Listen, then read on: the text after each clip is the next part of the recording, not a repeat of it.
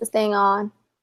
Hello, everyone, and welcome to another super fun episode of Fangirlz Assemble, where we talk about all things comics. I am Fariha. Joining me today, Kristen, Maddie, and also Mickey from the Nerdilyblog.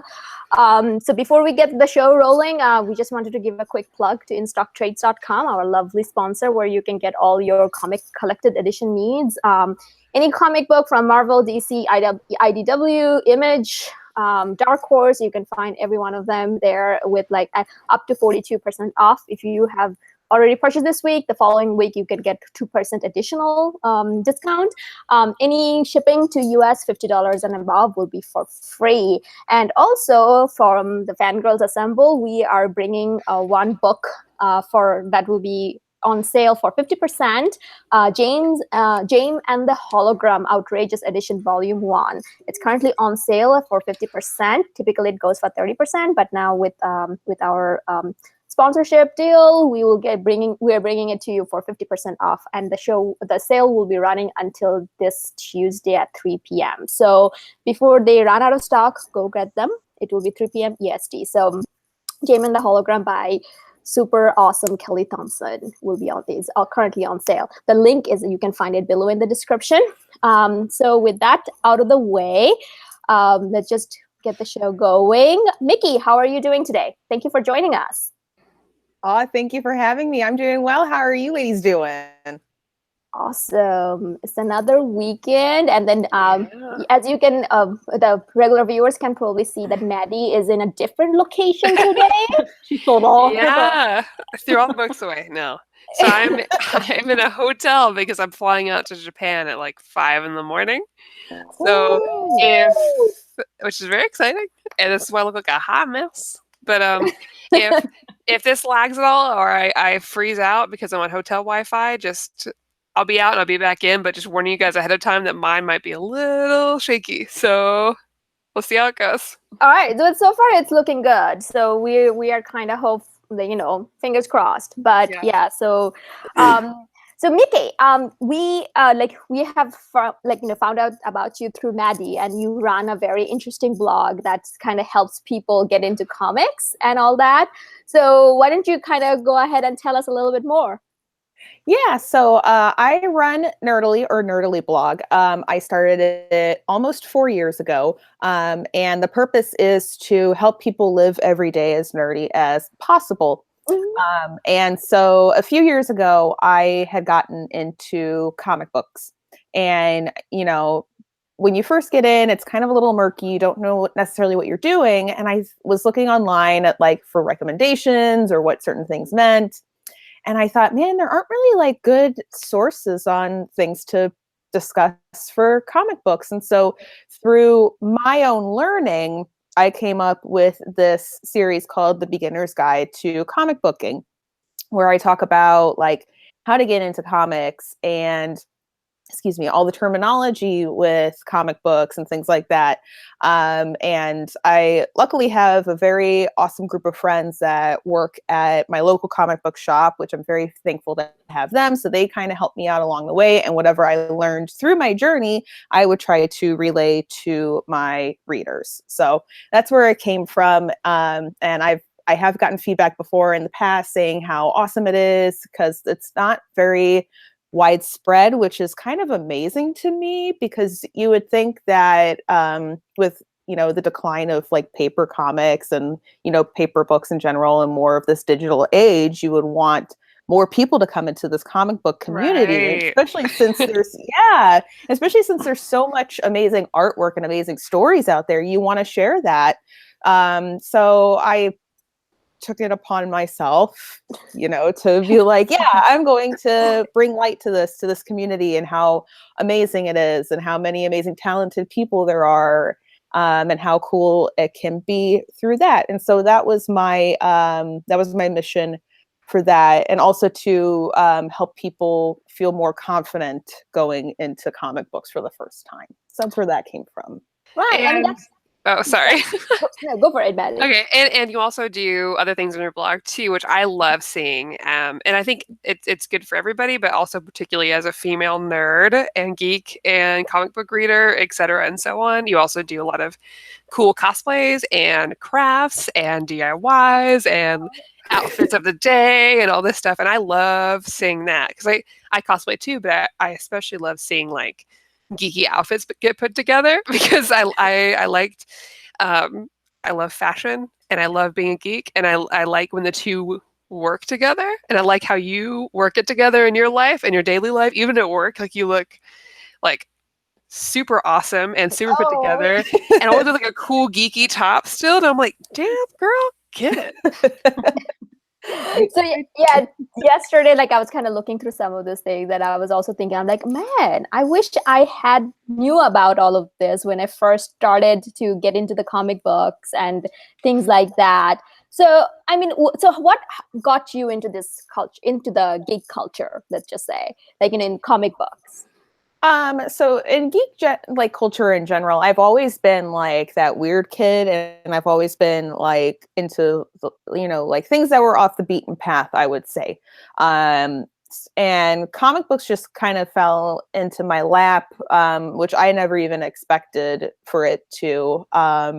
Many, many years ago, I was actually talking about this with somebody at a housewarming party last night. I think the first comic I ever read was The League of Extraordinary Gentlemen, and that was right after the movie came out. Mm-hmm. And I really loved it. And as much crap as that movie gets, that movie opened so many doors for me. Because then I started reading books about the characters that it was based off of. And then I read that comic as well. And then I heard a little bit more about Alan Moore. And then I read some of his other stuff. And then I kind of like trailed off from that, but I still had like some sort of appreciation. I was like, yeah, it's a book with pictures and, that's cool. And then when I got into college, I had taken a class that was all about film adaptations of books. And that was the year that the Steven Spielberg Adventures of Tintin movie came out. And so we were required to read Tintin. And I fell in love with Tintin. Tintin is one of my favorites. Yes! I still remember like Halloween, maybe junior or senior year, my junior or senior year. Yeah. And you dressed up as Tintin at school. Oh We went my to college God. together, everybody. Yeah. And that was so awesome. And you wore the same to Comic-Con too, right? Yeah, I wore it. It was like on point. I loved that. That was my first ever cosplay too. So that was a good gateway comic for me as well in many regards. And so like I devoured all of that. And then I slowly got more and more into comics. And I've always had a love of Batgirl, but then I never really read the comics until I got a little bit older, until I discovered Gail Simone's New 52 Batgirl. And I read all of that and I loved it. And then like there was like no stopping me now. And at our college, we were really close to a comic book shop, Graham Cracker Comics. And so that's the store that I go to all the time now. They're all amazing people. They give me really good recommendations, things like that. And then once I got the confidence to go into a comic shop and actually talk with people and get more into the community, the more I was like, hey, this is lots and lots of fun. And the good thing about it that I love about the comic book community is that you can always make a friend in some capacity. So that's what I really appreciate about it. And that's I guess a very abridged version of how I got into comics. It was very varied and it happened very at random intervals in my life, but I'm glad it happened. So Right. And welcome. Yeah, welcome. I mean, you talk about getting friends out of comic books, like community and stuff. I mean, that's how this show began. Like, yeah, this honestly. this show is like the example of that, because I got into comic book with all the different channels and stuff. And the thing is, you mentioned Tintin. Tintin was the first comic book that I read. And that was like when I was 5, like, someone gave me the Bangla edition of Tintin and I read that and I loved it. And the Tintin in America, as racist as it is, I read that book like I mean, my book, the one that whoever gifted me became tattered, like was completely torn off. So my parents actually bought me another copy, and I tore that off. Then they got me another copy, and then then this is the first, the whole box set. I I can show you right over here. Yes. Like I bought it with my first ever paycheck. Oh, that's awesome. Right. So anyway, that's kind of where I first began. And then once I joined the group, I started talking to all the different people. And then from there, I started, I appeared in their YouTube channel. And then the whole thing that began is like, oh, do you want to have your own show?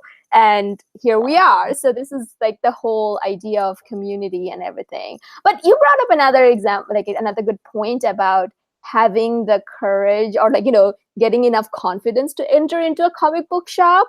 And I think that's a very exclusive to ladies. Would you agree? Oh yeah, and because as I'm sure that you guys have heard as well, there's a particular stereotype around people who are fans of comic books or like fanboys or whatever. And I had been in a comic shop one other time when I was a kid. And it was right after I had started reading League of Extraordinary Gentlemen. And I remember going in there, and I think the comic shop I was in, I can't remember what the name of it was now, but it was in North Carolina, which is where we lived in at the time. And I just remember feeling like so uncomfortable there. I don't know why. But so when I got more into it, I didn't want to go with digital comics. I wanted to go and touch and feel the books and, things like that. And I went one free comic book day when I was in college because I thought, okay, well, like so many other people were going. And I very naively thought that it was going to be like all men in line, but it was like a huge wide array of people that were there. And the people that were handing out comics were super nice. And I actually ran into somebody that I went to high school with, and we got talking. And so that made me feel a little bit more comfortable. And now that I've gotten more into the community, the more that I realize that there are so many walks of life of people that are so in love with comics. And that's what I appreciate about it. And the majority of them are incredibly nice. And all the awful things that you may hear about the comic book community is just like a very, very small portion of the community, which I very much appreciate.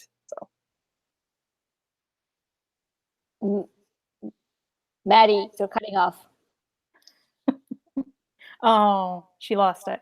Well, I'd like to jump in there. Speaking of your local comic shop, that's awesome that you have a great comic shop and community around you. Because I'll tell you what, the one near me still has the problem with women. So I avoid it. And yeah, it sucks. And there is just that small, amount. But that's great that like you found that. And I found when I go out of town and I check other ones out, it's definitely different like in other places, which is great. And that makes me want to ask you, so do you frequent comic shops then? Like you have one you frequent, and if so, do you still get singles? Do you like collect editions? What are you into? Yeah, so the comic shop that I go to all the time has a monthly ladies night, and they have a ladies D&D that they hold. So I'm there several times a month, which I really love. And when I first started going in, I would get single issues of like Marvel and DC because I was really into Batgirl, and Batgirl of Burnside had just come out, and so I was getting all those single issues.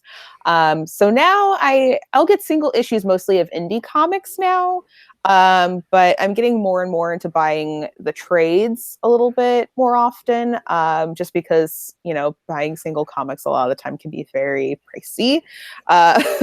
Join us. Yeah. Join us, collected edition. I mean, this is why you go to Instocktrades.com, where you can get all your collected edition for 42% off. Nice. It's amazing. That was an amazing plug, you guys. It's true though, Mickey. If you haven't gone to Instocktrades, I know, this is us doing our plug too, but also letting you know, like, man, it'll change your life. Free shipping over $50. Everything's at least 42% off. It's unless it's a special book that we recommend once a month. Like, oh man, it's so good. Oh no, and Halloween season's coming up too. Where's all my money gonna go? Instocktrades. Yeah. So you are doing mostly trades now then, like in terms of collected editions? Yeah, because I realized this when the new Star Trek Discovery show came out. I'm very bad at waiting for the next issue or next episode to come out. I really don't like it. So that's the thing that I like about trades is you could just read it in one go, and then I don't have to wait. Because I'm still like trying to slog through Paper Girls, and it's like one after the other after the other. Now I know that there's like 3 or 4 trades out now, but still I'm like, come on. Yeah. Good to me. It's hard. I think like one of the things that a lot of people, even in the like our regular viewers or even in the group, that they will say, especially like Hickman's Avengers, when I don't know how people read it when it was coming out in issue by issue, because it's so like condensed, and it's like you need to know what's happening. Like by the time the next issue came out, you will forget what's happening. Like it's all connected in one. Well, sometimes stuff like that helps build up excitement and interest, though. So, like I've said before, like I always read things collected, except with one exception. I read the Japanese manga One Piece every week. Oh. And it's been going on for like 15, 20 years, right? But somehow, even though it's coming out every week, I'm still like, oh shit, this happened. Wow, that's amazing. Or like, now I have a new key to the puzzle. But it means a lot. It's very condensed. There's a lot of stuff and a lot of detail and world building to pick up on. But like I get it often enough that it's like a little treat. It's like, oh yeah, ooh, here's what's happening. But I couldn't imagine doing that with more things. Oh, then I can also say that Hickman's Avengers can be a lot of information. So reading that issue must be kind of hard too. By the way, there's like a feedback coming back. I don't know. I think someone has their YouTube probably not unmute. Mine is off. Mine is off. Okay. In that case, there's a different dimension. Someone is listening to the show. So apologies, people. Okay, so our topic of the night is how to get your friends into comics, or what books we would recommend people check out to get into comics. And I know that can change a lot, right? Because it kind of depends on the person. Yeah, right. Like a lot of things, because like really, you get someone the right comic, and they're hooked forever. I feel like, and that's how I felt for me. And I felt like movies help with that a lot too, right? So now we're living in an age where we have the Marvel movies and the unfortunate DC movies, except for Wonder Woman, but the wonderful DC animated movies and a lot of really good TV shows. So like there's so many different forms of comics in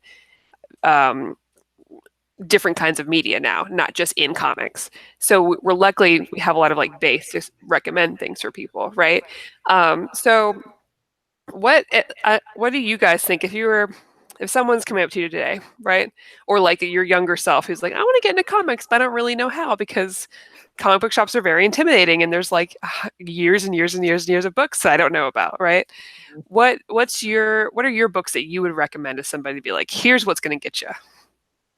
Yeah, I recommend this to every single person that I meet, and I always recommend Paper Girls, just because it's such a really good, clean story, and the artwork is really good, and it's not necessarily like, it's not like the typical comic book sort of thing. It's a very surprising book, which is what I really like about it. I will also say, if you want to get into superheroes, I would definitely say Kelly Sue DeConnick's Captain Marvel is amazing. That one was like, it's like a superhero story, but it's very much like a superhero story, which is what I appreciate about it. Oh, so good. So good. And it's available in Pick Trades now. Ooh. And I'm late with this one, but yeah. Yeah, I super recommend Paper Girls too. That's a really good age. I feel like there's no real age limit on that. I feel like that can go for people of all interests, especially with like Stranger Things out. I feel like that's a good next step for that. Definitely. Yeah, that one's a really good one. I had a list and I can't even find my list anymore. But One of the other ones I think I put down was Batgirl of Burnside series, which is Cameron Stewart and Babs Tarr does the art a lot of the time, and the artwork is really amazing. If you're very art focused, like you really want really good art, that's a good one. And Babs Tarr is an amazing artist. What were some other ones? I'm trying to think of all the other ones that I also got into because I was like very obsessed with Batgirl. Oh, the other one is Squirrel Girl. It's a very lengthy series, but it's also really, really funny. And she's a very non-superhero because she uses her words. That's everybody's Speaking of which, real quick side note, you guys, you can watch the that new Marvel cartoon with Marvel Rising. Yeah, you can watch it all on YouTube or like with the first bit. Yeah, the Okay, we can all continue now. I just wanted you all to know. I already watched it. It's really good. All right. Yeah. So the thing is, though, it's like, what got you started? Like you talked about the League of Extraordinary Gentlemen. That's where you started, and then you read Tintin. But how did you decided that okay, I'm gonna go with Batgirl, or I'm gonna read these things, or is it just because of people like word of mouth? So at the time when I was in college and I was getting a little bit more into it, my roommate, her and her boyfriend were really into comics as well. And he more so for the art aspect. And so he would recommend things to her and she would read some stuff, but then she would also go and discover some new things as well. And I had never read a Batgirl comic before, but I knew Batgirl and I thought she was really cool. And she said, hey, you should read the new 52 Batgirl. That one is really, really good. And so I went to the library and I checked it out and I like devoured it and I wanted more. And being a poor college student at the time, I was thinking, okay, well, what can I do? I have this new addiction. What am I going to do with it? And I just wanted to read Batgirl. I was just like so down for Batgirl. And it had been like a year or two after the new 52 run had ended or something like that. And that's when Batgirl Burnside came out. And so I got it right when it was like 5 issues in. And that was when I had started going to the comic shop and I had said to my buddies and the manager of the comic shop, like, I'm really into Batgirl. Like, do you have it? And of course he had it. And so then I had it saved for me every week in my pull list. And I would go there. And then I just like wandered around the store and I would pick up anything that was interesting to me. And that's when I saw the trade of the Kelly Sue DeConnick Captain Marvel, and I read that, and I really liked it. So I gravitated more towards like the female superheroes, just because I thought they were really cool. And then I started reading the Kamala Khan Miss Marvel, which I adored. That's Frida's favorite.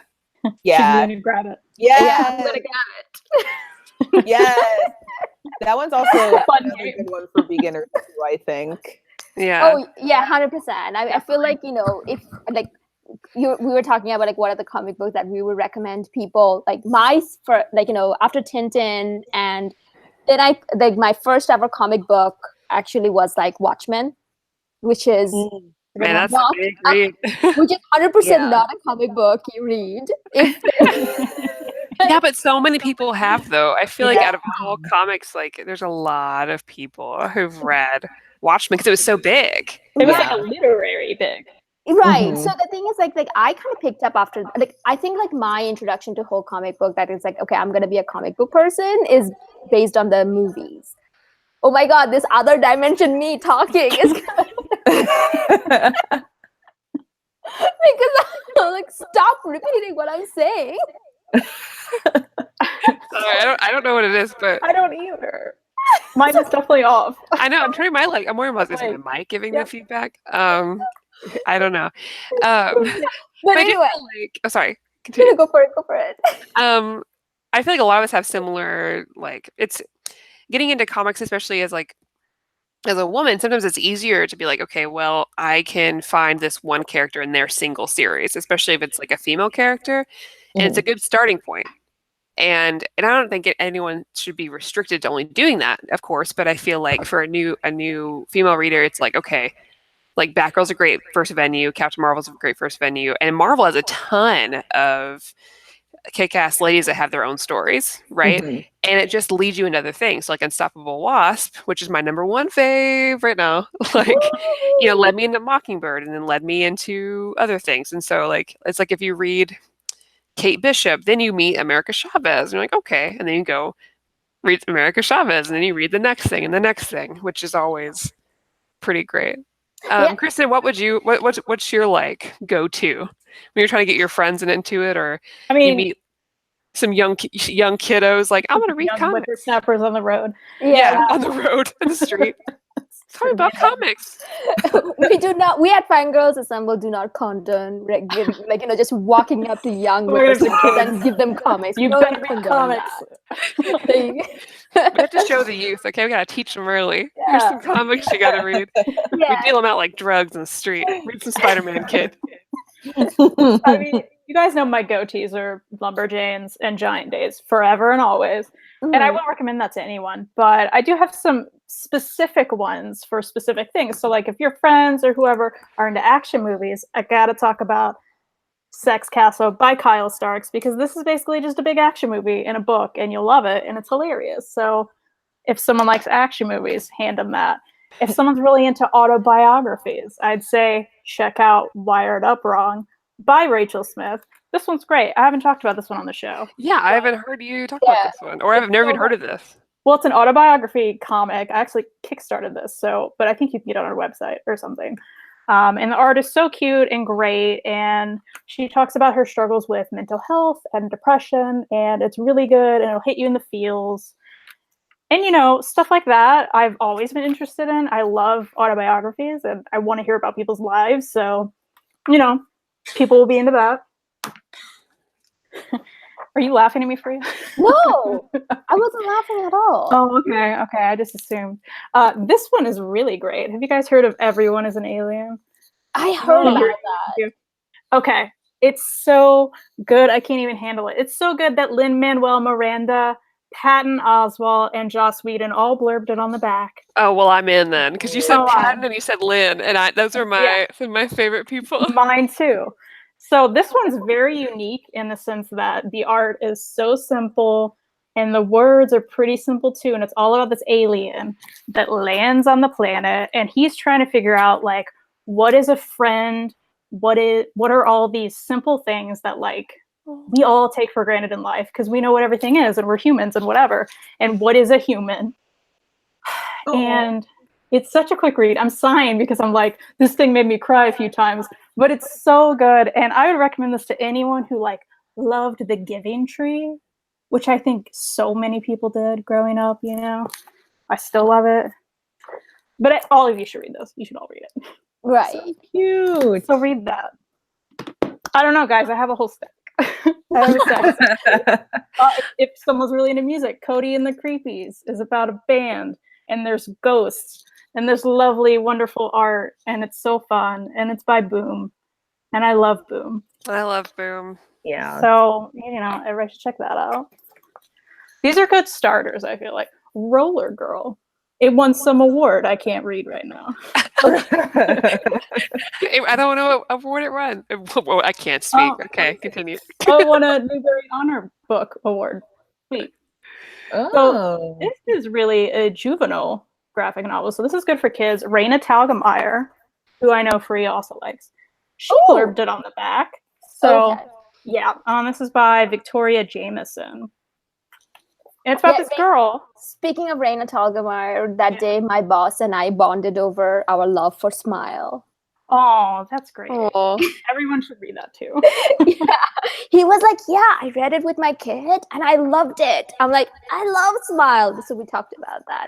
We should have to do this. Like, this should have happened during the yearly review, Yeah, for sure. But I'm going to remind him around the yearly review. I'm like, here's a copy of Smile. Let's talk about this. And you should love me and give me money. Yeah. Right. This is great for like any kid, any girl, really, any boy who just likes kick-ass girls, and she gets into roller derby, and it's awesome. Hold on, I'm getting there. Guys. Go for it. That's fine. Please, I like hearing about all this. Boyle City by Jeff Lemire. You guys know I love Jeff Lemire. We do. And We here's the art you either love or hate, because that's how it is, right? I love it. This is by Image. This is only like 3 trades. I think it just ended. And it is about a family. There's no hockey player, which you may assume will happen, but there's not. So he's branching out, guys. So, Mickey, if you don't know, I always kind of tease about Jeff Lemire. Like, I feel like there's always going to be someone going to turn into a hockey player and have a family-related tragedy. Oh, no. To be fair, it happens a lot, but I still love it. You can, by now, you can create, what you call that, like an entire hockey team out of them. All his characters. Ooh, he'll probably do that. And I'll read the shit out of it. Right. But this is great. It's just about a family, and a tragedy happens that I won't give away.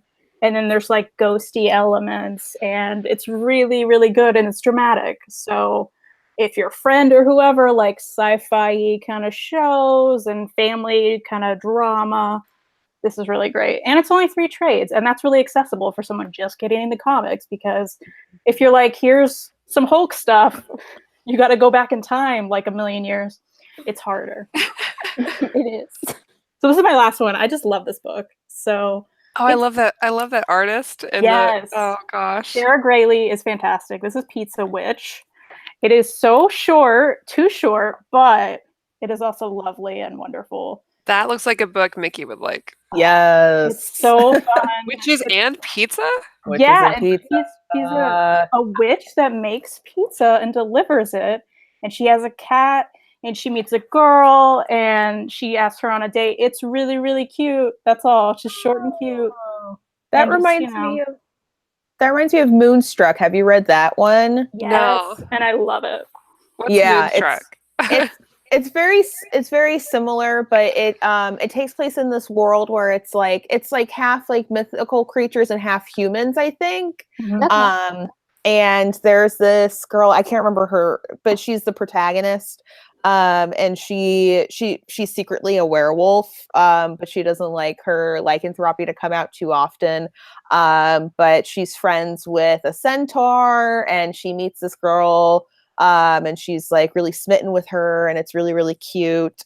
And there's all this like ooky spooky mysterious stuff going on in their little town. And they basically have to solve like the mystery surrounding it after this particular magic show, which I won't give away too much of the details of that, because that's about like 3 issues in, I would say. That sounds awesome. But it's who was it by? Oh god, I can't think of it now. I'll look it up real quick. But it's that's the comic I told you guys about, that it's going to be trade only from now on. Oh, right. Oh, okay, Grace Ellis. Yes. yeah. Okay. I do I want more. I mean, this is something it's semi-related. We talked about it before, but something that's really more accessible for new readers is more trade-focused books and sales, because I feel like single issues aren't as New reader friendly. Yeah, and they're not affordable for today's people anymore. And that's not anything against the comic industry. They need to charge what they've got to charge, but it's not always realistic for like a collector and an avid reader to be able to consume issues and trades. I also found out that Motor Crush by Babs Tarr, she's the artist, and Brandon Fletcher, she's he did Batgirl. Yeah. So their Image Motor Crush, that's also going to be coming out as trade only from next year. That's like there's going to be a trade every year. So Image is changing the game again. Right. Yeah. So the question, Kristen, what book you first read? What was your first comic book? Oh my gosh. Well, I was a kid, so I can't remember. You're in a different. You kind of come from it from a different point of view, because your dad is a big comic book fan. So you always grew up in comics. So what was? Do you remember what was that kind of? What got you? How your dad got you into comics? I mean, I was a kid, so he had to just throw me a thing and I read it. But so I don't remember any of that. But my first diving in, going weekly to the comic shop with him would have to be when I got deep into Buffy. And I was like, wait, there's comics of this? I need more Buffy stories. So I had to go every week, and I just got all the Buffys. And then slowly I'd start looking at the shelves with him. And there was this comic, Emo Boy, that I got really into. And it was black and white.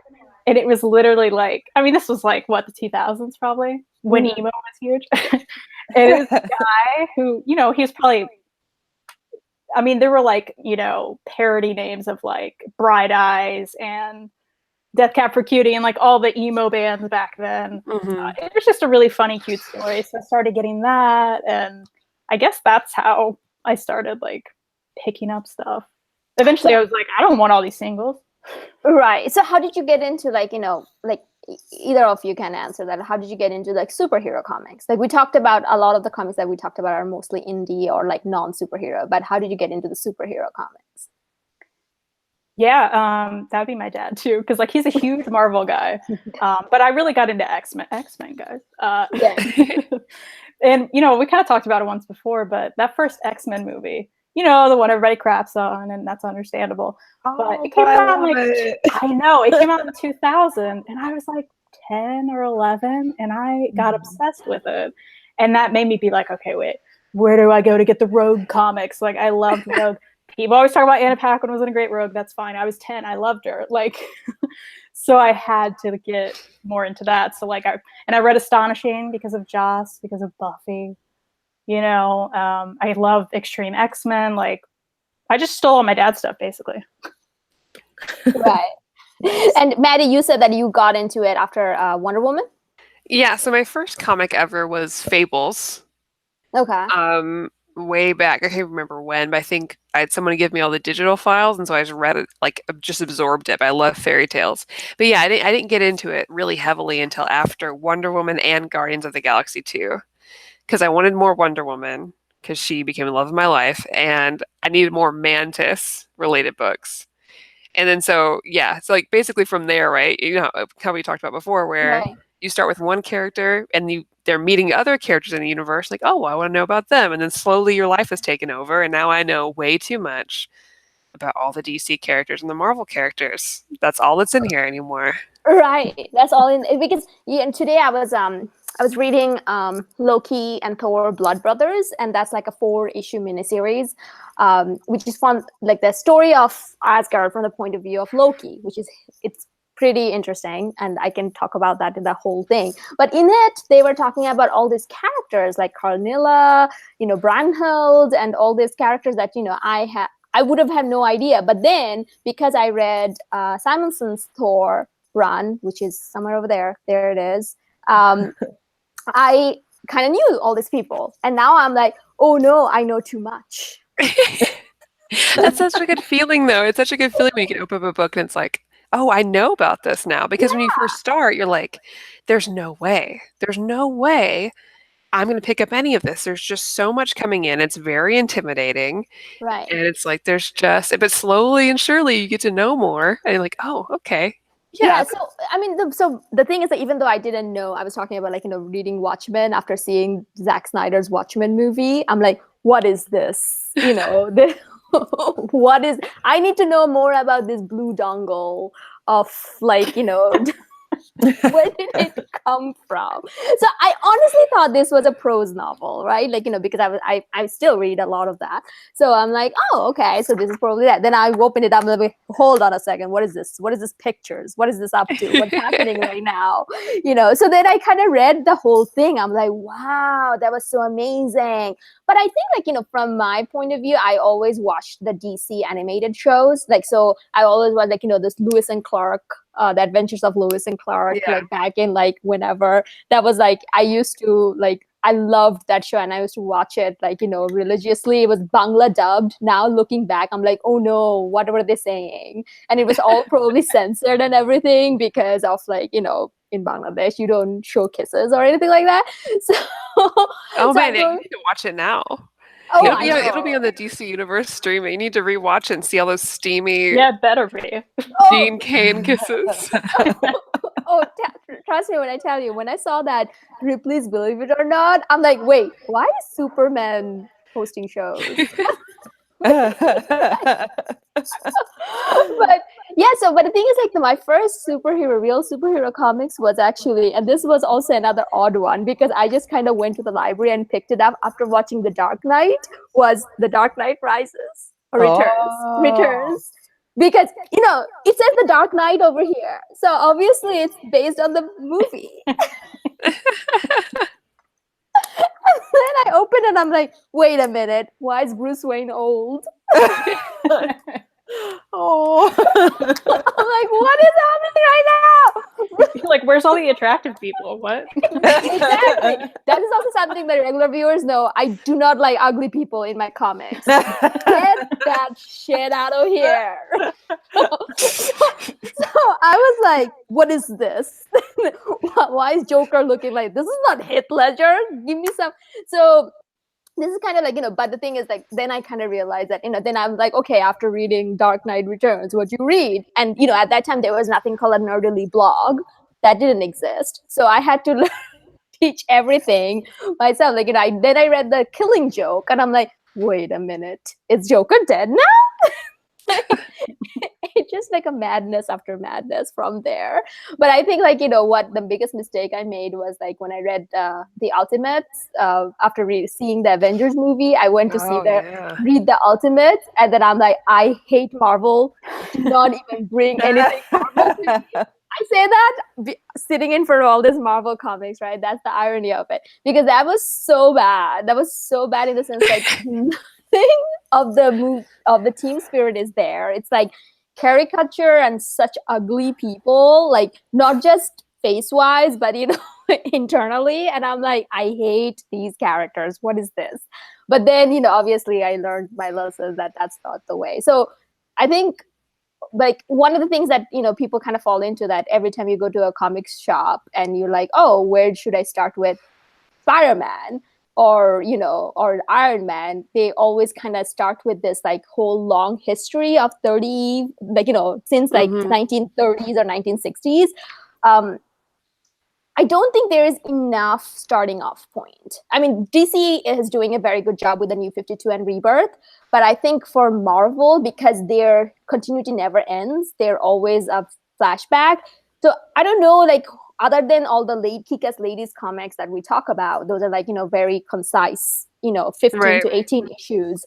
I think for the big names, like, there isn't any, like, for example, Thor or for Captain America, there's not a lot of recommendation you can just give outright. Mm-hmm. Yeah. And huh? It's definitely harder. I mean, yeah. I mentioned, like, Astonishing X-Men. Like, that's a great jumping on point for X-Men, at least. Like, And I feel like with and that can be different. Like, if you've watched any of the X-Men shows, you can kind of jump into a lot of different X-Men series, right? Because it's the same kind of, mostly the kind of same team. You can kind of gather what's going on, but I don't know if the same can be said for a lot of Marvel, even though the movies are out now, because the characters and what they're going through are still very different than what's happening. And yeah, and you mentioned it before, Freya, like DC's was really good for me getting in, and I think maybe Mickey, you can attest to that too. Jumping in with Batgirl, because it was very clearly laid out, right? So you're like, okay, well, New 52 relaunched everything. I can start with New 52, Volume 1 of Batgirl, and you could even start with Rebirth Batgirl. So maybe I'll talk to Mickey because I'm going to talk to you about. Do you have, like, what were some kind of mechanisms for you to kind of guide your way through this? Because it's a lot, right? Right. Yeah. I don't know. I feel like I kind of got in at, like, a really good time, because right when certain series were coming out as single issues, that was, like, when I had first gotten really into it. Because I loved the X-Men movies, but then when I saw how many X-Men comics there were, I was kind of like, oh God, where do I start? Which I'm still a little afraid of, but now I have a recommendation, so thank you. But I got really lucky because right when I had started, Batgirl Burnside had come out, the Jane Foster Thor had come out, and then I had just gotten in right before Moon Girl and Devil Dinosaur had started. But I was like, I loved Marvel, but I was really fascinated with DC because, like you said, like, everything's kind of laid out nicely, and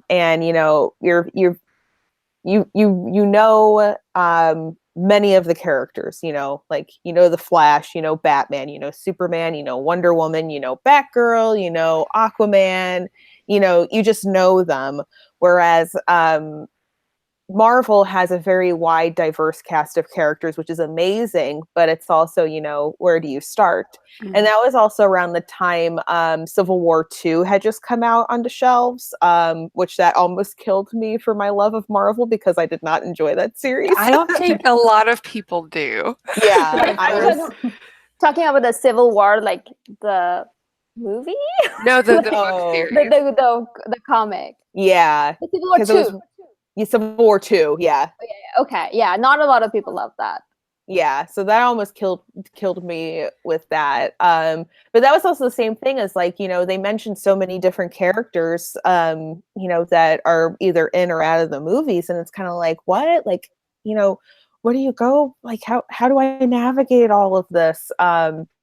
So it's very easy to start off with DC, I think, like what Maddie was saying, if you want to start off with superheroes, because I think they're a little bit more ingrained in pop cultural knowledge. Right. And of course, it's different now with the cinematic universe of Marvel. And, I'm glad that they've brought to light, other characters besides those that are in the Avengers, like Captain America and Iron Man, like with Guardians of the Galaxy, and, more X-Men stuff and things like that. But I guess a way to, like, I don't know if there's a really good route to navigate it per se, just without like going to some place like a comic book shop or like going online. And if you have like a particular character in mind, like, oh, like I read Hellcat, and She-Hulk and Hellcat are best friends. Mhm. I want to know more about She-Hulk, so where do I go for She-Hulk? And then you can type up She-Hulk online and then find like the comics that have the best ratings, like reader ratings, and then go from there.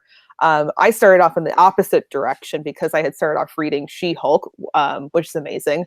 And then Yes, that's amazing. It's a great series. Right. And I actually got all 12 issues for like $11 at a half price bookstore, all single issues. They were all bag and boarded, and I got it like for like a really good deal, and I just like read through them all, and it was really, really good.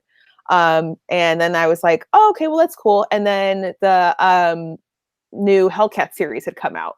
And that one was like so cute, and of course, like I latched onto that too. So I think like that's, if you're like entirely unsure, or like you've seen the movies, like the Marvel or DC movies, or something like that, and you're interested in something, just do a little bit of doing some sort of research on it, I think helps too, because that's how whenever I get into something and I'm like, I see a character that I like, or I see a movie, I kind of obsess about it. And I think like, oh God, I want to know more. And then I research it up until the point where I'm like, okay, I'm going to either watch it or I'm going to read it. Right. And that's how I started getting more and more into other stories as well. That's how I got more into Marvel. I kind of fizzled out with DC once the Rebirth series came out, because I really loved Batgirl Burnside so much. I did kind of like the Justice League Rebirth. That one was kind of fun. I heard the Batman one's really good, but I got like more into Marvel, but then I also got more into indie comics. And, one of the artists for the Hellcat series worked on other stuff like Lumberjanes, I think, or there was another title that they worked on. But I just got more and more into that, and I really like the artwork of the indie comics in that sense. And so I kept like, oh, okay, this artist is really cool. I'm going to read the next thing that artist did. Okay, I really like the story that this writer did, so now I'm going to go from there. And I just kind of get this like obsession as to like, okay, well now like I know all about it. Now I have to consume this media of sorts. So in terms of like, if you are really looking for like a good website for collected editions, like, where do you go to see what all the collected editions available for all the superheroes and stuff, especially for Marvel? My friend Peter Marinari, I think Yeah, I was just goes by about Peter to M. talk about Peter. He goes by Peter M. He runs this blog called Crushing Crisis. So it's Crushing Crisis with a K. Crushingcrisis.com, and over there you can find every character, it's sorted by characters for collected editions for them. So you're cool. every single Avengers collected editions, what are all the different options you have? You have your omnibus format, your trades format, your hardcover format. How do you get it? What order you should be reading? Everything is over there. And I think he does a very good job about also telling you, okay, this is a jumping on point, or this is another jumping on point, kind of like that. So it's so thorough. I don't know how he does it. It's amazing. amazing. Oh gosh. Yeah. When I was looking for Titans, without him, I don't know what I would have done. Because I was like, they released at the perfect time. Because I was like, well, I want to collect Titans, the older one, and it's not collected. I don't know what I'm doing. And he already is like, oh hey, patrons of, because I joined his Patreon. Right. He sent an email like, I have a new Teen Titans and Titans list. I was like, thank God for you, Peter. Bless you and your commitment to doing all this work that I don't want to do. Yeah. I mean, Peter's a really good friend, and he obsesses over it. He has all this Excel files and things that he once showed me. I'm like, whoa, dude, calm down. Oh my God. But he actually watches the show. So if you're watching the show, Peter, we love you. Don't worry. No, that's amazing. Yeah, so that's a very good. I actually bumped into that when I was looking for Captain America comics, because oh boy, how long it has been, guys. It was 51 Is it time? minutes. Yeah, it's 51. Well, yeah, you still haven't said it yet. You just talked about Captain America. We haven't talked about a certain part of Captain America. certain part. What do you mean? I mean, His Maddie and I abs. talked about it in the pre-chat, but you weren't there, so. No, I love Captain America. People know this. I mean, it's purely from the movie. It's just purely from the movie. I love Captain America. I love Chris Evans, and so I kind of wanted to look at, where do I go for Captain America? And then that's one of the first one that came about, and so that's how I kind of knew him. Then later, it's like, it's the same person. So now we're buddies. But yeah, so that's a very good place to go. I think what you mentioned, that start one place, and as you love the character, go find research and then find out what more things to read about them. Yeah. But do you ladies feel that as you read more, you kind of realize that even though you love the characters, there's other things about the story that turns you off and you don't want to deal with that? That you don't want to read that kind of thing? I think that, and also because there's so much history in the big two, and you're trying to step in at a certain point, there's some depictions of the character you're not going to like either. Right. That's true. And it really depends on where you jump in too. Because and Batgirl's one of those characters, right? So I jumped in New 52 and Rebirth Batgirl. So I like that Batgirl, I like that depiction of Batgirl, I like that outfit, I love it. But I didn't read the older stuff. But because I started with this Batgirl, I can go back to the older stuff when she's Oracle and still appreciate it. But for other people, that's not the same case, And there's definitely depictions of characters and other things that can change. And so far, I feel pretty good about everything. But I know the time's going to come, right, when there's a character that I love, that I've inhaled everything of, right? And then something's going to change, maybe later this year, with that character, and it's going to be very upsetting, and 53 that minutes can happen. you mentioned them. Yeah, it only took me 53 minutes to mention Roy Harper. It's fine. But so far, I love every depiction of him, even when he's a weird 90s guy with a soul patch. I'm like, I don't care. I still love you. What did you call? You called him the Soul Patch Roy Harper, or Soul Patch Harper? Yeah, basically, that's what his during Outsiders, where he's this big buff macho guy. He doesn't even use the bow and arrow anymore, and he has this soul patch. Is he really I into don't care. Sugar Ray? But, he's probably into Sugar Ray. He's gotta be. But you know what? That makes me love him more. I'm glad he went through his 90s stage, because I love the 90s, so that's fine. So this is one of the reasons I'm like, fuck Ultimate Marvel. Because the way they depicted Captain America in it, I'm like, oh, what is this? Like seriously, like he hooks up with Wasp, then but he's still kind of like old-fashioned. So he has this. I don't want to talk about it. Kristen, you take over. No, it's too dark for you. Do you guys have any recommendation, or like what do you guys have any experience with things like this? Yeah. Like character depiction that you were like, nope, thanks.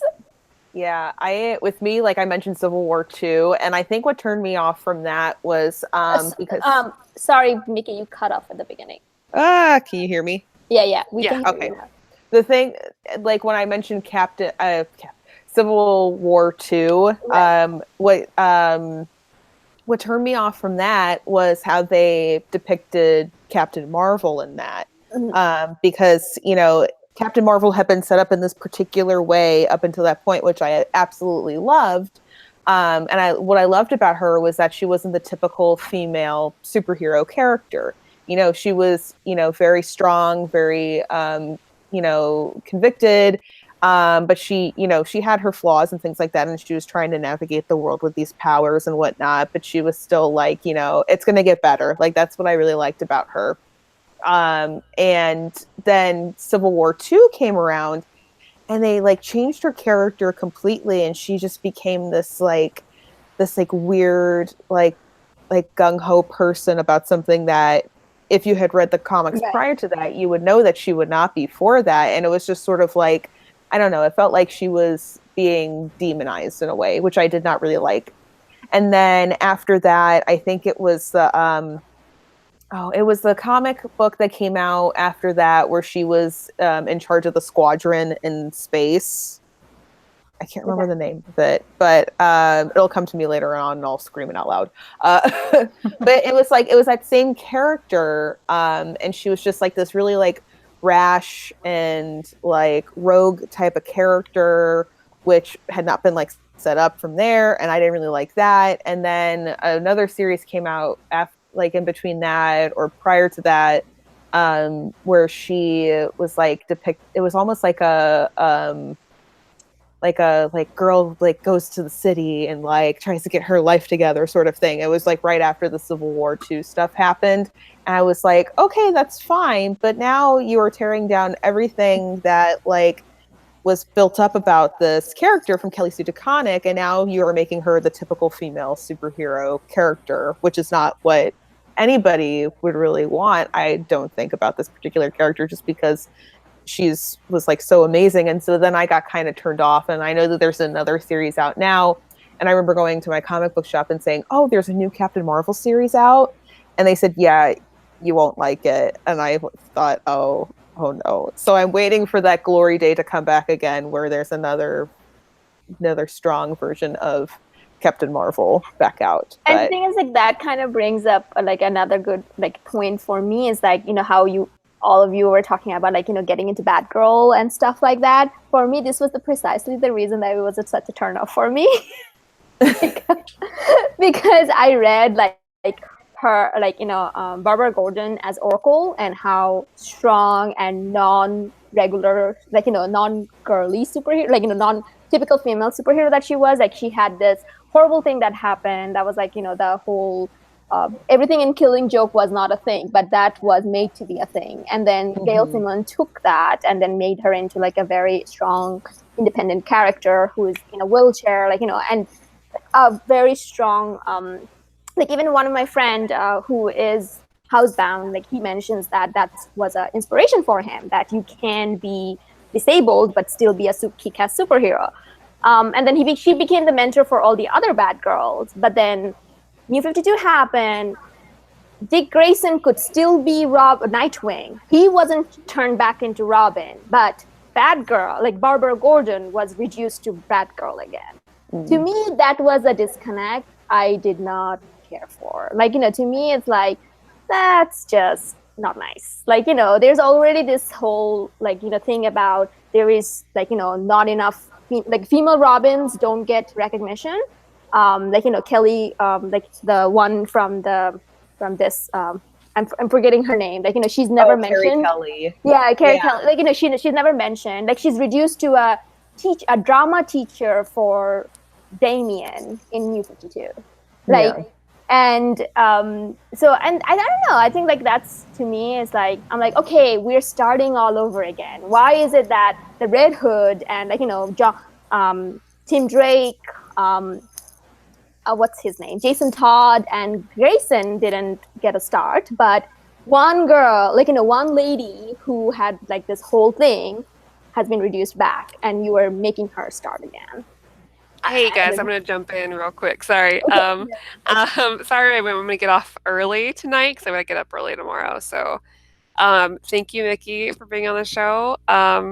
Guys, keep talking without me, but I'll check in later and try to watch it while I'm on the plane. Have a safe trip. Bye, have fun. Good night. I'll talk to you guys hopefully next week in Japan. So, Good night.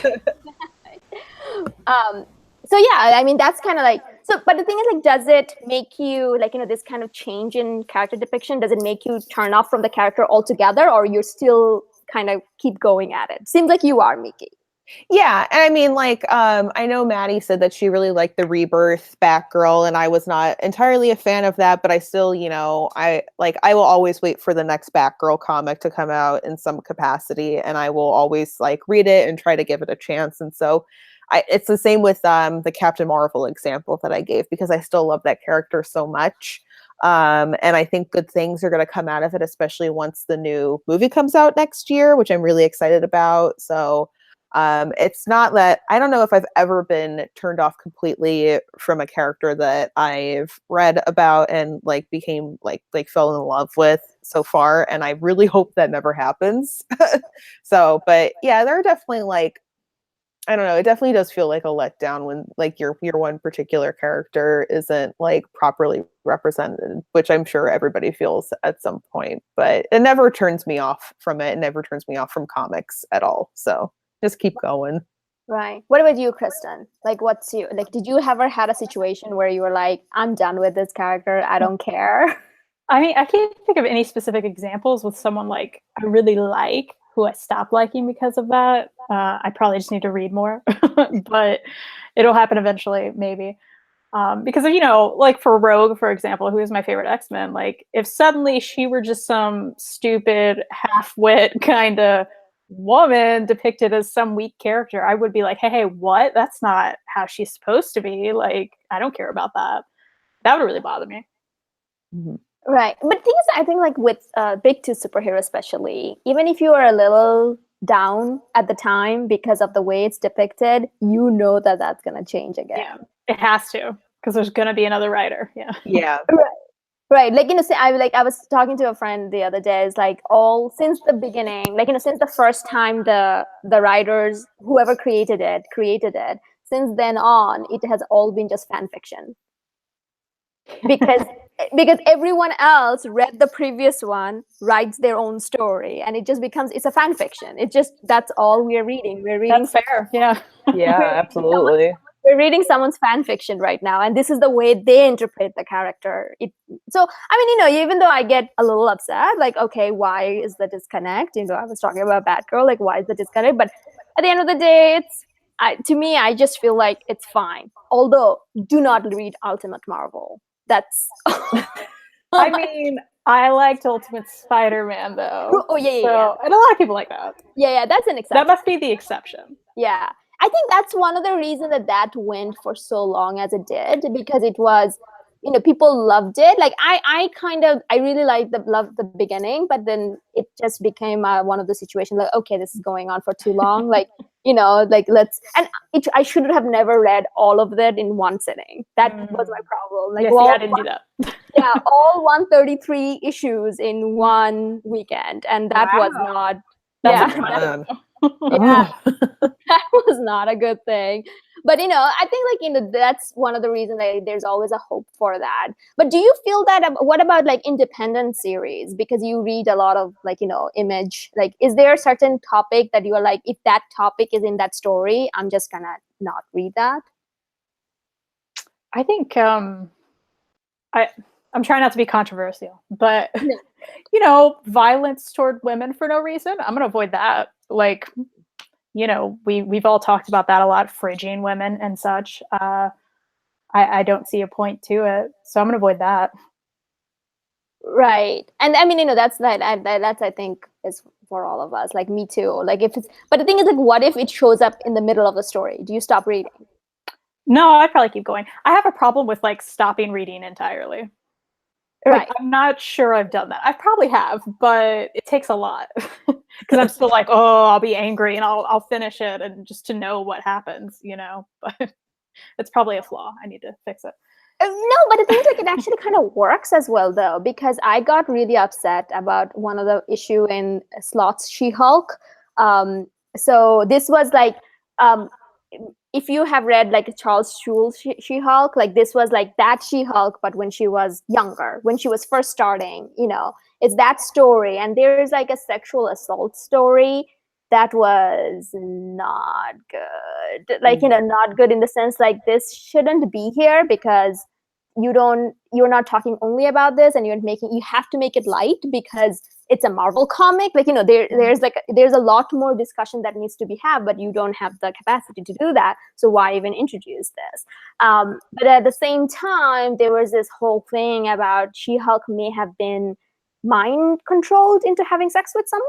Like that was a thing. And then I was like, what? Like, so I really wanted to, it was at that time I really wanted to stop it.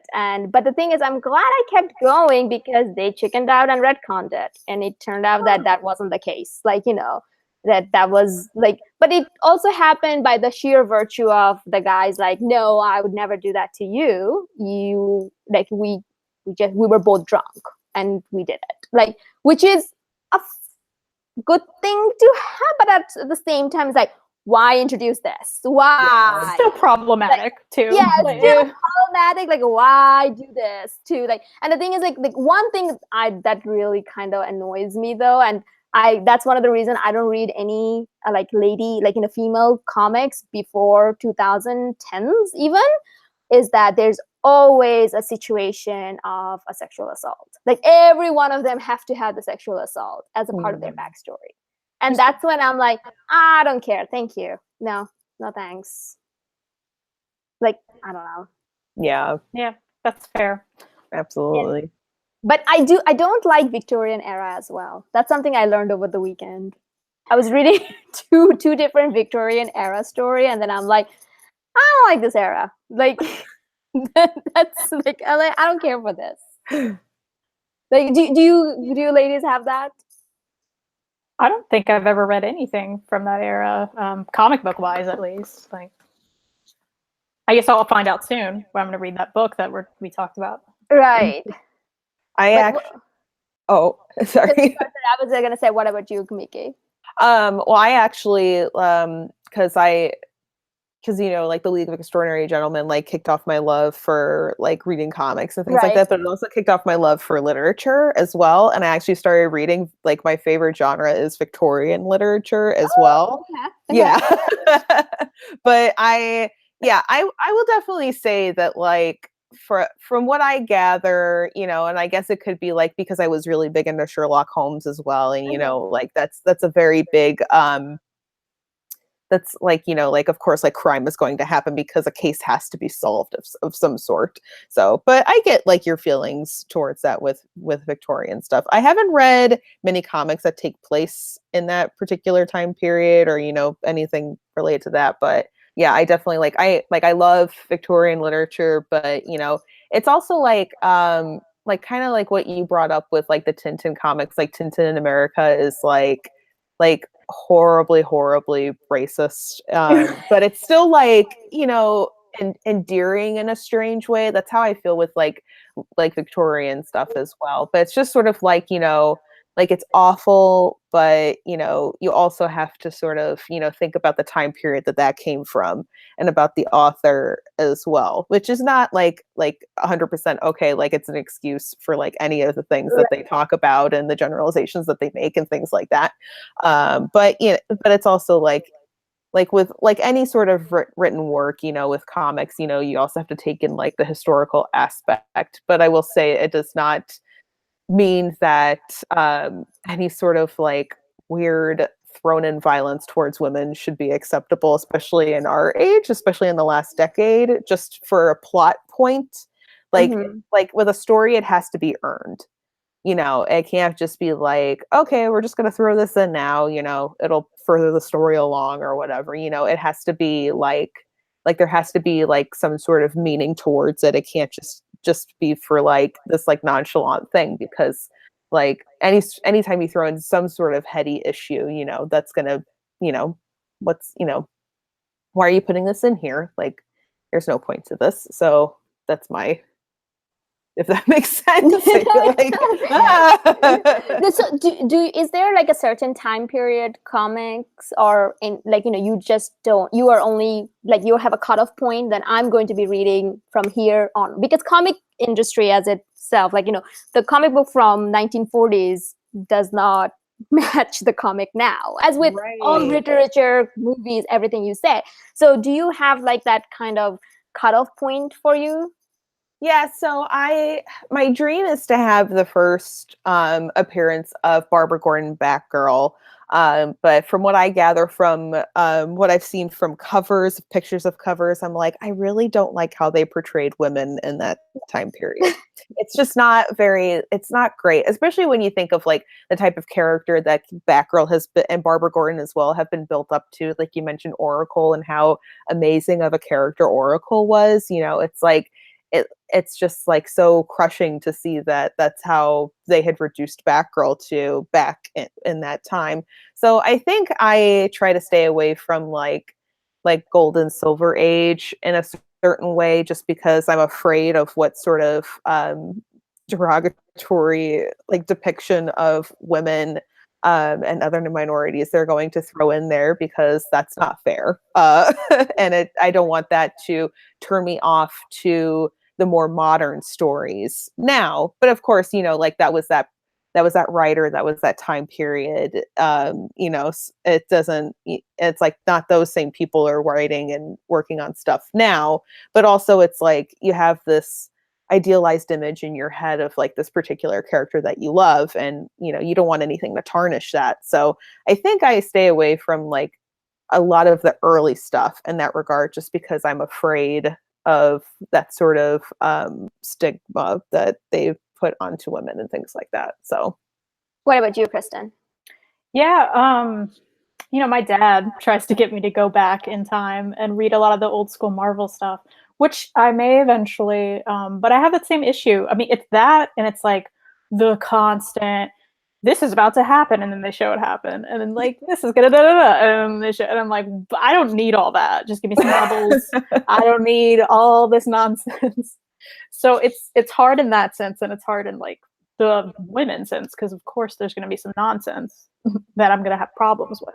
Mm-hmm. Right, and I think it's like the nonsense. I mean, it's the exact same story with me too. I'm like, no thanks. Like, you know, I'm a minority and also a woman, so I'm like, no, because like, you know, my family is Muslim. I'm from the Muslim background, and there was this one comic, I forget what it was, but it was like a very early days I read. And speaking of stopping a story, that was like a complete stop. I'm like, nope, stop. Like, it was about like a Muslim person, and I don't know, it was just like the caricature that was like, that was just not right. And I was like, no. So, but the thing is, at the same time though, there are a few like, you know, very well, I think like my cutoff point will be 85 and, you know, like 1985, because Mike Grell's Green Arrow, especially, that came out, it's like miles ahead of its time. Like, we talk about that we need to do a review on this for the show. Mickey, if you haven't read it, like, you know, that's one of the reasons, like, talk about, you know, you were talking about like just throwing in a plot point of a women, violence against women because of a plot point. But I think it does it in a very, very interesting way, at least for me, that the, you know, Black Canary and Green Arrow, you know, they're together, but Black Canary gets kidnapped not because they were trying to get to Green Arrow. She got kidnapped because, you know, she was investigating someone and she gets caught, which is something that I feel like happens to men as well. Like, you know, it's not like, you know, it's not a unique thing for women. And then Green Arrow goes to save her, but then that role turns in a later time, and then she saves him. Like, you know, kind of there's this balancing act. And there was also this discussion about, you know, rape and sexual assault in a way I'm like, whoa, which era was this written? Because it was so mature and so interesting, like especially in terms of like not having kids, being married, like marriage, kids, like in all these different issues that it discusses. And I was actually very surprised by it, that I actually kept on checking. I'm like, which day it came out? Because art was like not good though. But the story wise, that it is kind of. So let's go back, let's talk about this another topic. Like we love talking about representation in comics or any media. So how do you reconcile the idea of like, okay, this is happening to some, a violence or something happening to a woman for plot purpose versus just cause? Like what kind of, things that you look for to be like, okay, this is okay, this is not okay?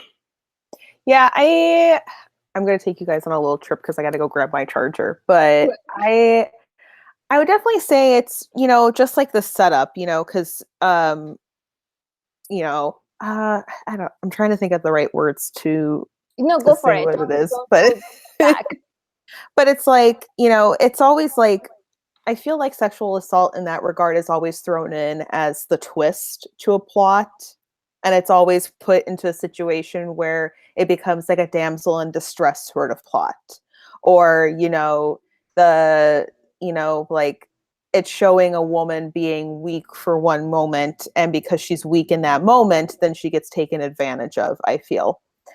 Which works in certain regards if it's set up in a particular way, like similar to the example that you gave. But I definitely think that it's like anytime it's thrown in to be a shock to other characters and to show like, oh, like this particular character does have a weakness, and the weakness is some sort of sexual assault, like rape or whatever, and it's like, that's kind of rude because, that like, that's a particular, like, it's obviously a fear. And, a lot of people, like comic books definitely like go off of fear in certain regards, especially if they want to build up tension and things like that. But I feel like that's such an easy thing to throw out there because it's like in our minds so much now, that it just sort of seems like a cheap parlor trick in a way.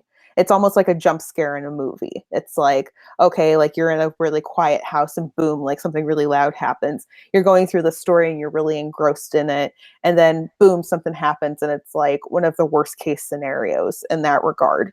And that's why I was trying to say earlier, like, like what you, like the example that you gave earlier with the Green Arrow story, like it was a really horrible thing to happen to Black Canary, but it was like, not like the term I used earlier was earned. Like it definitely like moved the story along in a way, and it wasn't thrown in a way to be a detriment to Black Canary's character. I haven't read that particular story, but I would say it was like to assume like how awful like the situation really truly was that Black Canary was investigating. And like it has to be like, sorry, we're trying to get behind the screen. And it's just trying to like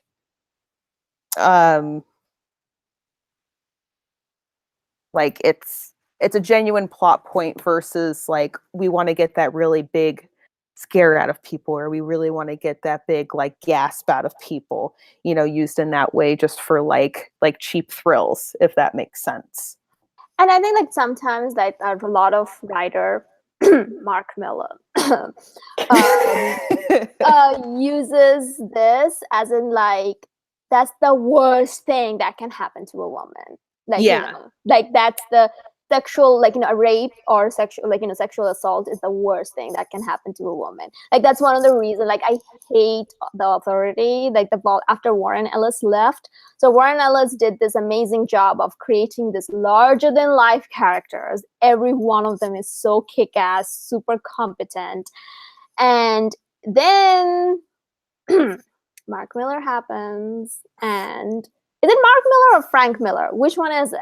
Like Frank Miller did Daredevil. It's Mark Miller. So Mark Miller happens, and what happens was like the Authority are disbanded because someone comes in and gets them.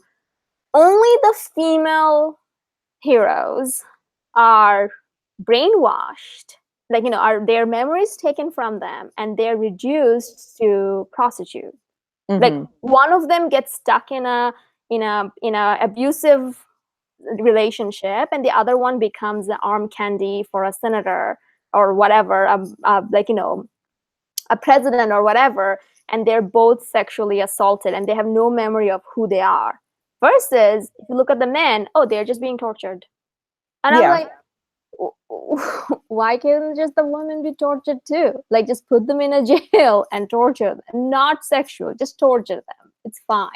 Like, that, like, so, and I think that was purely a shock thing. And that's what, after reading that, I'm like, and anytime I see Mark Miller in something, I'm like, I'm good. I mean, I'm good. Like, because they're like such larger than life characters, especially like not just women, like, every one of them, the way Ellis sets them up, like they're just so great, but he reduces them to that. I'm like, I have never actually just walked away from a character, but writer wise, there's like a lot of writers I'm like, no, I'm good.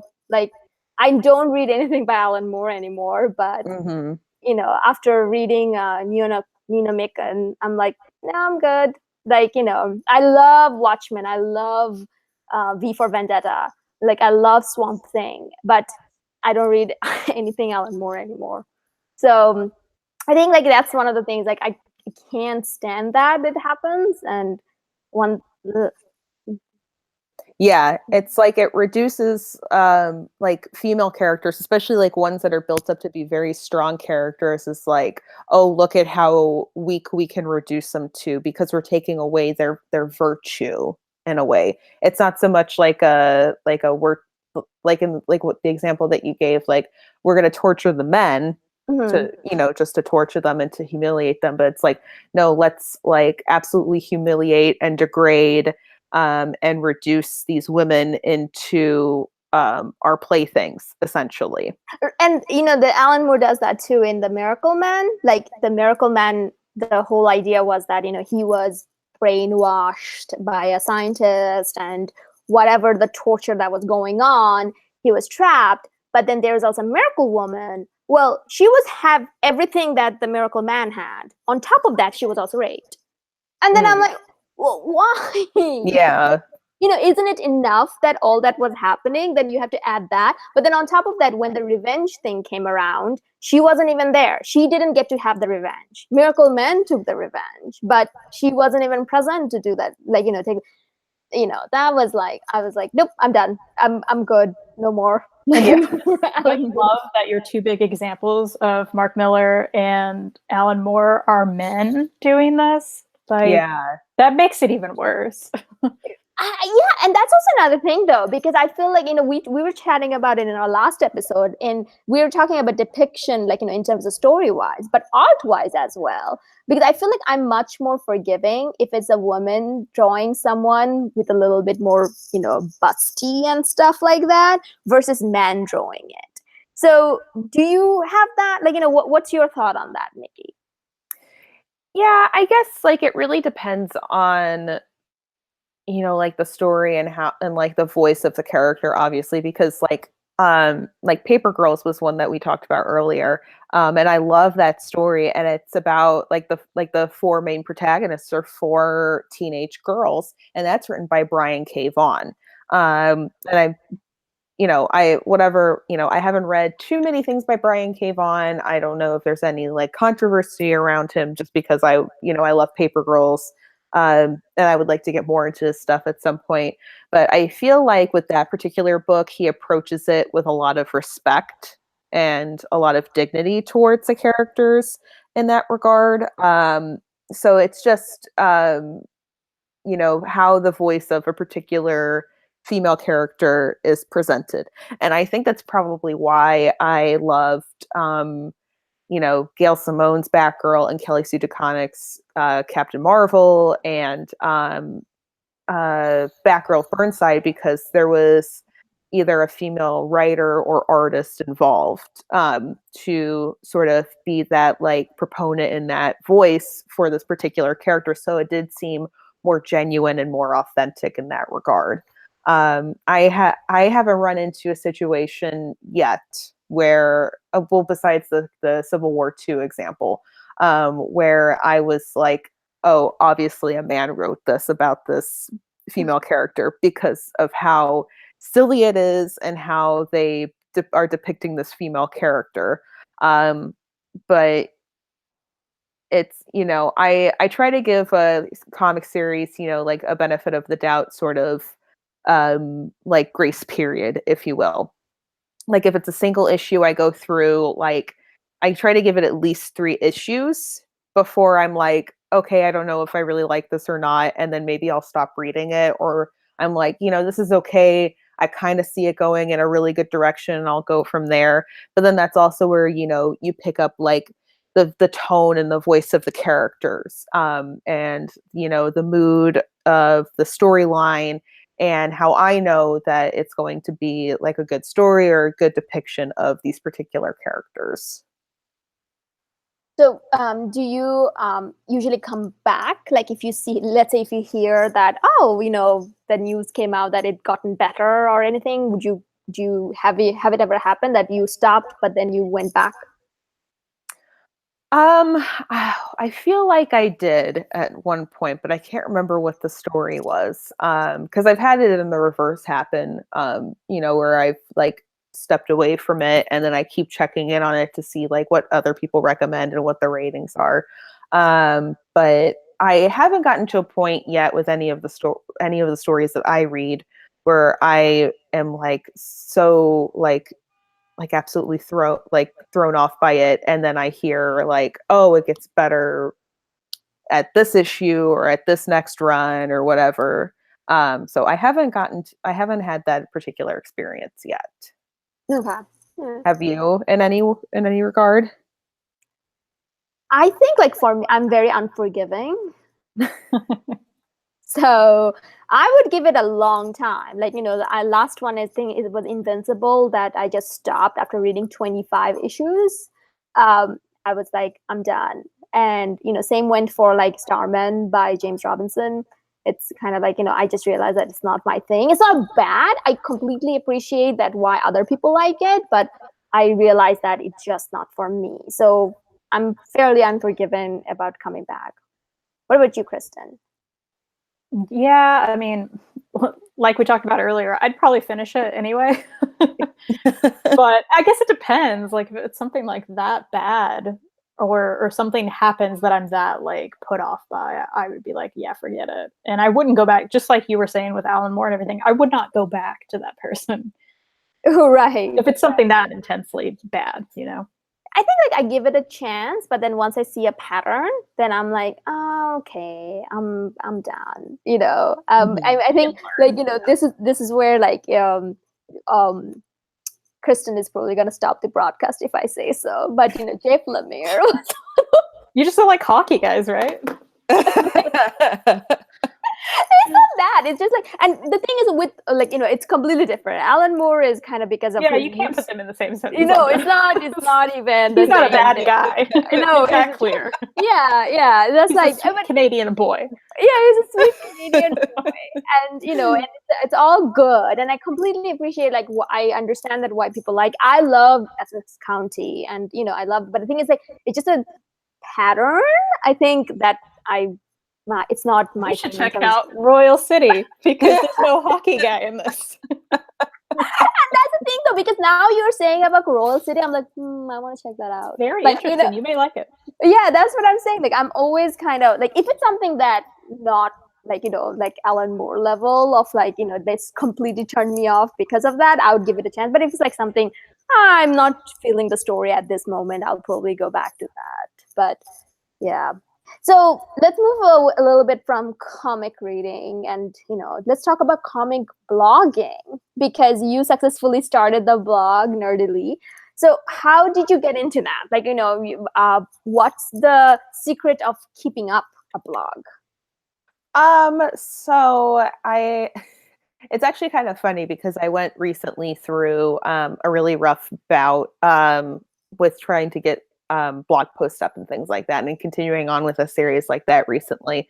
But I think, I don't know, you just got to take it like one blog post at a time. Because when I first started the blog, my blog was actually started in a college course, and we all were tasked, like the whole like semester long project was you would upkeep this blog and you would have a theme to it and you'd have to meet certain requirements for the entire semester. And then you, like, after the class was done, you could do whatever you wanted with this blog.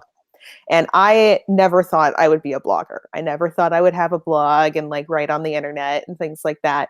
So it was really surprising to me at the end of that class that I loved this blog so much that I want to continue on with it. And you know, at the time I was like very strict and regimented with all the blog posts that I came out with. I think I wrote when I took the class, it had to be 3 blog posts a week. And I continued with that. And then I got really burned out with doing so many blog posts per week. So then I went down to once a week. And I really loved that, and it really worked out. But then you definitely get like a fatigue, and you definitely get this like self-doubt, and you like, you know, oh, is anybody really reading my stuff? Is anybody really liking what I'm putting out? Am I really like getting a really big reach with all of my stuff? And it turned out like right before I got the job that I am at now, I happened to learn a little bit more about search engine optimization and things like that. And actually what I do for a living is I work in a digital marketing company. So I learned so many things from there, and I have this past knowledge from blogging that I can sort of like mesh them together and continually make my blog a little bit better. But it was definitely hard in a couple patches because, you know, you definitely get like ideas fatigue, and you don't know so much what to do. So I think I had gotten to that point right before I started my comic book series about like the beginning stages of like going into comic books and things like that, and trying to come up with these guides because like I was learning about it as I was writing it. And, you know, at first I thought like, oh, because I'm not in this community, or like I'm just barely getting started and, you know, and I'm just learning it, I'm going to look like a fool because I haven't been in the community and reading for like 10, 20 years, like some people have. And like, they're very like, they've loved their comics and things like that. And I got a little afraid at certain points because I thought, oh, like, you know, like what if somebody calls me out that I am a beginner and I don't know what I'm talking about a lot of the time, but I'm doing all this research and I want to put the best information out there as possible. But then I was like, you know, like I really like this as well. I really like learning about it, and the genuine hope is that I am actually helping some people out with this. And so that kind of kept me going. Since then, I've gotten very busy with stuff, and I have not put too much out for that particular series, but there are plans in the works to get more into it, and to learn a little bit more about like comic book collecting and things like that. And, you know, like there's like, that's a good thing, is that there's so much more to learn and go about it. But it's also, you know, just taking it like one blog post at a time rather than one day at a time. Because if you think about it one day at a time, you're like, oh man, it's been like 2 months. Mickey, you haven't put up a blog post for like forever. Like, what are you doing? It's just taking it one blog post at a time. So how often do you usually like, you know, like how much time you spend on a blog post? Or is that something that it just came to your mind, you just write it up and you put it out there, or you kind of take time to prepare it? It really depends. You know, some like I just put out a blog post recently. My most recent one, it was about geeky tattoos, which that kind of came to me a little bit naturally, like just like tips on like how to choose the right geeky tattoo for you. So that one kind of came a little bit more naturally to me. That one, I would say from start to finish, from writing and editing and adding in pictures and things like that, probably took 2 hours. Versus a comic book example would be, I did a guide on DC superheroes, like the most popular DC superheroes. their first, like what comic they first started, how long they've been going, you know, just like little, like very short descriptions of these characters. And that took me a couple weeks to do research on and like go back and type up all my information and take notes and then, you know, come back to it another time. So that one took a little bit longer. So it really just depends on the subject that I'm talking about. And you also said that you recently redesigned your blog, right? Like you were in the middle of redesigning the blog? Yes, it is officially redesigned. It looks really, really, I think it looks really nice. It looks It good. does. looks It really good. does. Oh, thank you.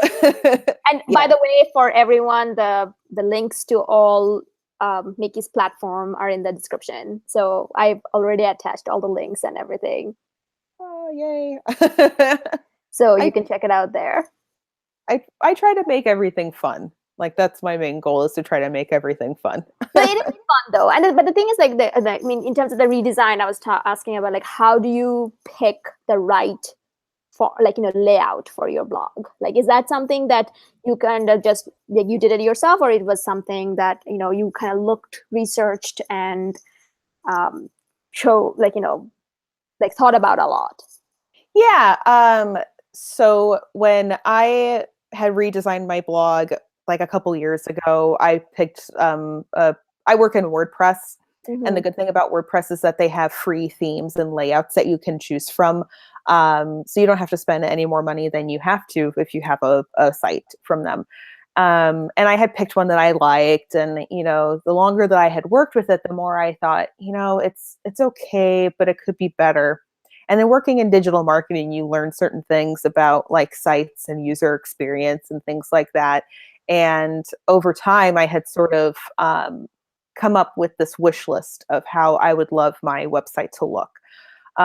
So one of the things that I definitely wanted was, I wanted a cleaner layout, so I wasn't just like big blocks of text or pictures or anything like that.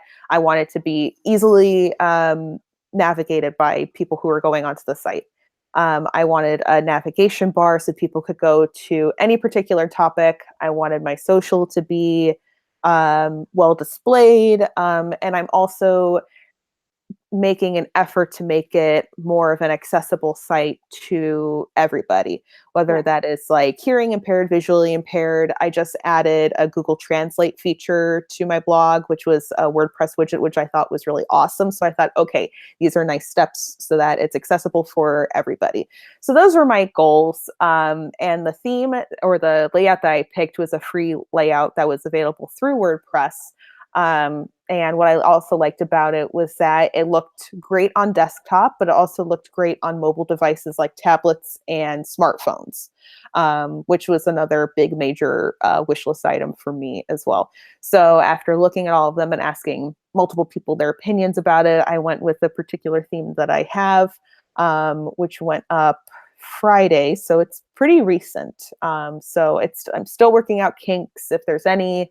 But I'm really happy with this, and I think it's like Nerdily 2.0, so I'm really happy with it.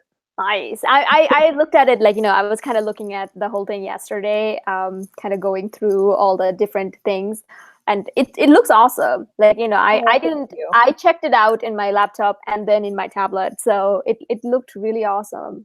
Oh, good. Thank you.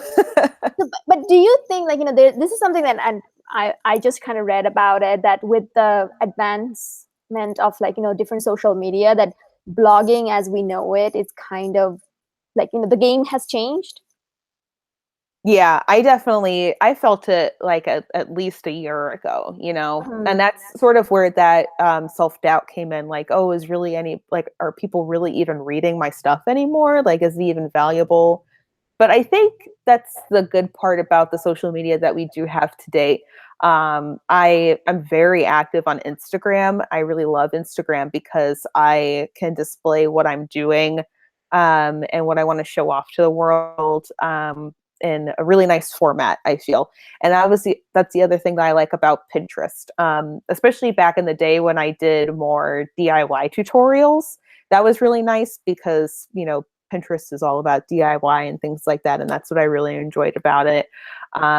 So I feel like that sort of helps keep, I guess, my brand in a way alive still, even if there aren't that many people going and reading my blog posts. But I also, that was the other reason why I wanted to do things like the Beginner's Guide to Comic Booking, because I didn't want it just to be this blog where I put down all my thoughts once a week about certain things. I wanted it to be helpful and entertaining in some sort of way. And that's why I did so much with like guides for beginners for comic booking and DIY tutorials and things like that, just so it had this nice balance between, yeah, it's a blog, but I want you to learn something from it. Right. And do you what, how do you, you were talking about introducing new things to the blog and stuff, but do you feel that sometimes you kind of reach a stagnant, in terms of your new readership, so you kind of have to do something to increase the readership again, or have you kind of thought about that? Oh yeah, and it's come up before, and a few months ago, I was looking at my stats and I thought, wow, they're really, really low for the month. And, what can I do about it? And I had seen that I had put out a couple of really, really lengthy blog posts. One of them was my overview of a particular costume I had made. And then another one was a guide to Renaissance costumes. And, both, I think, in my mind at least, they're very entertaining and very knowledge-worthy and, things like that. But I can also see somebody looking at a word count, like a 1,300 word count, thinking, oh, that's a hefty boy right there. I don't know if I want to read that. So, and just trying to balance out with, so what I did is, just try to fit in smaller blog posts, things that are a little bit more fun. So that tattoo post that I had put up, I think that's a little bit more fun. It's a quick, easy read, lots of very cool pictures to look at, things like that, and trying to intermingle that in with longer posts, and also focusing on topics that I know my readers will like. I did a poll a long time ago, and I still haven't got on my word and said that I would put more into this, but people were very interested in a post that I did about the cars featured in the Logan movie, which I was really interested in. And I saw that there was a lot of readership for that. And I love cars and I love nerdy stuff. And so I've been trying to find a way to marry the two and make more posts about that. And I had asked a long time ago on Instagram, would you guys like to see more of this? They're like, yeah, give us more cars. And I went, okay, at some point it'll happen. Yeah, Marvel just uses Audi. Every one of their cars is Audi. That's the thing, actually. I noticed cars too. That's something that, I'm not into I don't understand the nitty-gritty of cars, but I look at the brand. I'm like, that looks kind of nice. What's his name? Tony Stark drives a Audi, so I should get one. That's what they want you to do. Yeah. That's literally what they want me to do. Then I look at my bank account. I'm like, oh wait, I can't. Speaking of which, speaking of cars, this is a complete sidetrack. Another thing that I talked with my boss he went on a Porsche driving thing. He get to drive a Porsche or whatever. I don't know. So then he's like, yeah, then it made me sad. I'm like, why? Because you realized that you couldn't afford it. And he's like, yeah, I mean, I couldn't. I'm like, listen, I can connect with you on that, because every time I go see a Marvel movie, Avengers movie, and I see Chris Evans, Captain America, then I thought about how I can't have him. He's like, this is why you and I are in the same boat, because at that time we both buy posters. I'm like, exactly. Nice. Posters. That's where we have to kind of save ourselves. But yeah, completely tangent. Okay, so what are the things that you were interested in, or what are the things you were planning on kind of increasing your blog to? You were doing cars and comics for beginners. You're also into cosplay, which we kind of talked about that we should have you back another time so that Maddie and you can teach us all about cosplay. Yes. So what other outside of things that you are interested in or thinking about getting more into? So I'm in the process of working on a post, possibly a YouTube video about nerdy makeup. That's a really bad term to say, or way to categorize it. But I really love makeup. I love putting on makeup. I love the art of makeup. I like funky, like eye looks, things like that. Funky lipsticks. I love it all. And for the longest time, I thought, how can I incorporate that without it being like, okay, here is a cosplay makeup tutorial sort of thing, something that was a little bit more casual. And a while ago, I had done a series that was once a month. It was a different casual cosplay theme. So, I would pick items from my closet that were wearable in everyday sort of life, but they represented a certain character or certain fandom or whatnot, which is what I really loved because I had all these clothes and I had all these nerdy interests. And I thought, well, how can I marry the two? And that's where the casual cosplay series came from. So right now I am planning on marrying makeup and my nerdy tendencies in that particular way and showing how you can do makeup looks that are inspired by your favorite fandom. So Harry Potter and comics, and I want to do something for Halloween that's very related to it. I'm also a really big fan of Halloween, the holiday. I love Halloween. So that's the other thing that I have an interest in that I thought, this would be a really cool way to introduce something like this and possibly do a series about it. Just as a way to be like, you can be nerdy in many respects of your life, but if you want that little subtle hint of nerdiness, like here's a really good way. So that's what I'm planning right now. If you want to be an undercover normal person, Yeah. but a nerd, like this is the way to do it. Mm-hmm. Well, speaking of you bring up Harry Potter, we should both shame Kristen because she haven't read Harry Potter. I read the first book. This is the response everyone gets. Like, Well, and then every time I'm going to tell you, I have the first 3 illustrated editions, and I plan to read them eventually. Oh, I heard those are really good too. They're gorgeous. Yeah. Hold on, let me show you. Let me show you how pretty they are.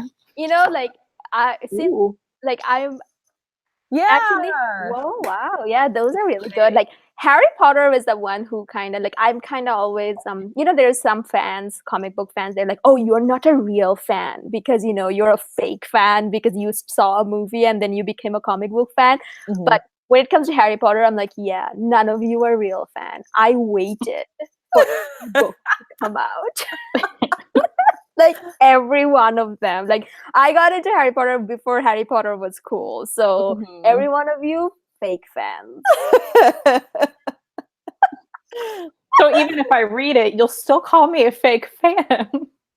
But I still want you to read it. At least, then I will be able to tell you a fake fan. Now I just call you Muggle. Oh, yeah. Okay, I got it. You'll be elevated from Muggle to fake fan. It's a lofty goal. That's an upgrade. I got it. Yeah, it's an upgrade, But Kristen, do you have any more question for Mickey? Because I think we have kept her here long enough. I know you talked about Paper Girls, and I'm really interested in like your top 5 right now. Comics. My top 5. I know it's hard. You can say they change. It's fine. Yeah. To your head. Are they ones that like are currently out, or like they don't have to be? Just top 5 you're top into. 5. Yeah. All right. As I look around, trying to find some simple. Putting you on the spot. I'm sorry. I would say my top 5 definitely. Paper Girls, of course. I really love Paper Girls. I would say Witches by Scott Snyder is really, really good. Yeah, very creepy story. I love that.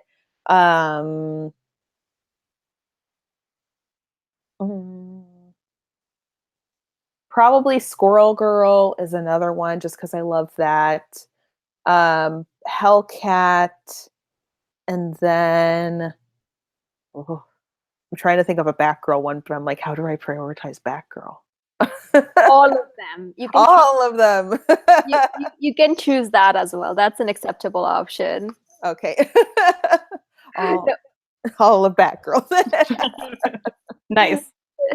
So, is there any, like, what about in terms of like upcoming ones that you are excited about? Like any that you recently heard that the issue #1 that's coming out where you're excited about? Oh, I did get the first 2 issues of a new Star Trek Next Generation comic, which are brand new. That came out of nowhere to me, so I'm really excited to read those. I'm trying to think off the top of my head. I didn't even realize they were moving Moonstruck to trade only, which I'm really excited about that now. Yeah. Because finding single issues of that is really tough now. That's probably why. Yeah, so I'm really excited about that.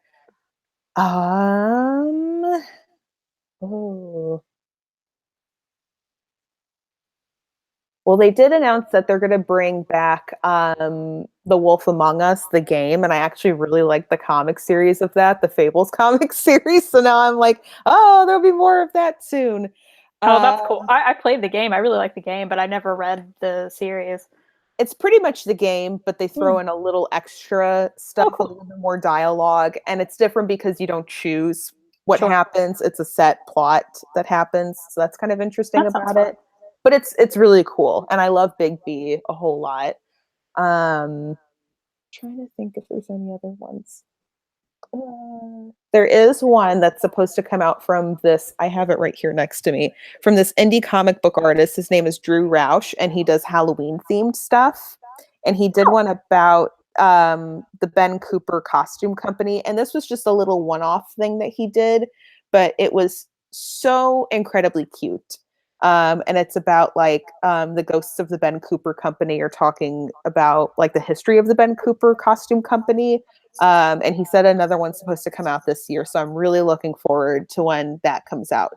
But if you like Halloween stuff, I definitely recommend Drew Roush. He is a really cool guy. I've met him a couple times. So that one I'm really excited about. So I think those are my top ones right now that I can think of off the top of my head. Nice. Well, awesome. Like, I feel like, we kind of have you here for a very long time. And, I mean, Kristen, do you have anything else to ask Mickey? I think that was my big question. I was waiting for it. What are you reading? Yeah, Kristen was waiting for it, Oh, I hope I didn't disappoint you. No. Good. I mean, your top 5 is your top 5. It's not, no one can take that away.